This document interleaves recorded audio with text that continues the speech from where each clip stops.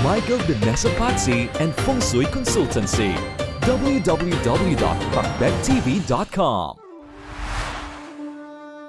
Isa sa mga inaabangan natin kada taon ay ang pagsapit ng New Year o Bagong Taon. Bakit nga ba? Ito ay dahil hinahangad natin ang isang buhay na may bagong simula at pag-asa. Minamarkahan ng Bagong Taon ang isang bagong buhay at bagong simula. At bilang Pilipino ulit mga kapakbet, may tradisyon tayong nakapaloob kung paano salubungin ang Bagong Taon, ang Year of the Rabbit 2023. Isa sa pinakataniyag na tradisyon at mamaraan upang i-welcome ang Bagong Taon ay ang paggawa ng Prosperity Bowl sa bahay. Ang Prosperity Bowl ay isang koleksyon ng mga bagay na kumakatawan at may koneksyon sa swerte, yaman, pera, kasaganaan at kaginhawaan sa buhay. Kaya naman kung meron ka nito sa 2023, ang buong 2023 mo ay ubod ng kaunlaran. May mga problema man, ngunit paniguradong ito ay malalampasan mo. Kaya naman ngayon, ibabahagi ko sa inyo kung paano gawin ang Prosperity Bowl 2023 at ang mga kasangkapan o materyales na kailangan mo upang gawin ito. Mga kailangan upang gawin ang Prosperity Bowl 2023. Hindi nyo na kailangan pang gumastos ng napakalaki upang magawa ito. Nasa mga kusina at bahay nyo lang ang solusyon at ito ang mga sumusunod.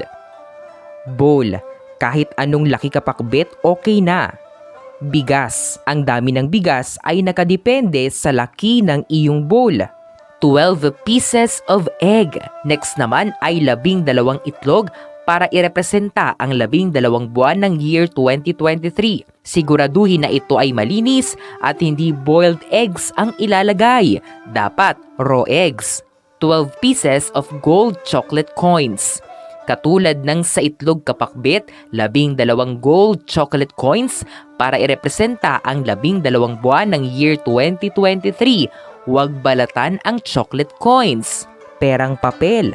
12 pirasong perang papel na nagtatapos sa 0. Maaaring 20, 50, 100, 500 o 1,000 peso bills. Tandaan, ang 0 ay nagsisimbolo ng infinity at unlimited possibilities kapakbet. Red string o ribbon. Kulay red o pula dahil ito ay simbolo ng good luck sa feng shui. 1 piece of orange.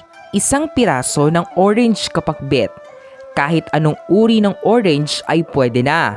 Ang number 1 ay sumisimbolo ng bagong simula. At sa feng shui, ang number 1 ay isang yang number para sa iyong enerhiya at lakas. Paraan sa paggawa ng Prosperity Bowl. Sa paggawa ng ating Prosperity Bowl kapakbet ay sobrang dali lang din. Sundan mo lang ang aking mga sasabihin para tama rin ang iyong gagawin. Kumuha ng bowl. Maglagay ng bigas sa bowl na kinuha mo.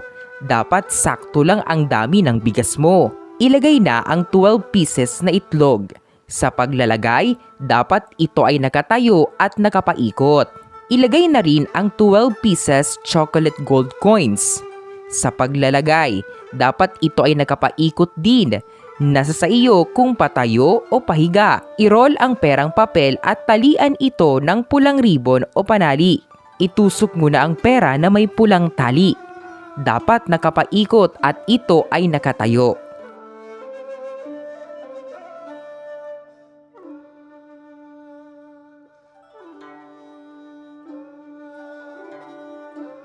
Pwede rin mga kapakbet na bumili na kayo ng isang set ng Prosperity Basket para sa 2023, ang Year of the Rabbit.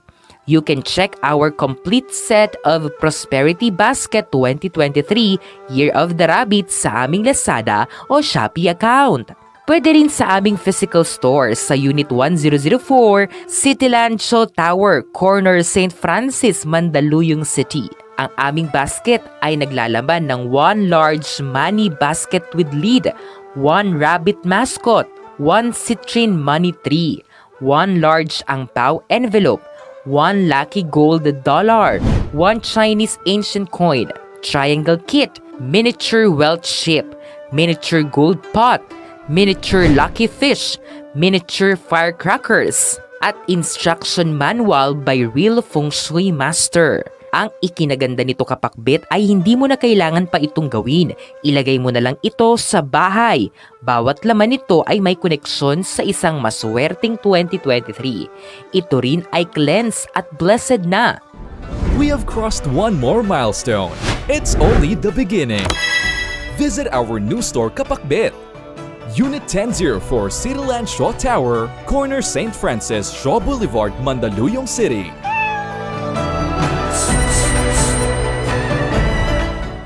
Pero ang tanong ngayon mga kapakbet ay kailan mo ito gagawin at saan ba siya dapat ilagay sa 2023? Sagutin din natin yan ngayon. Kailan mo ito gagawin?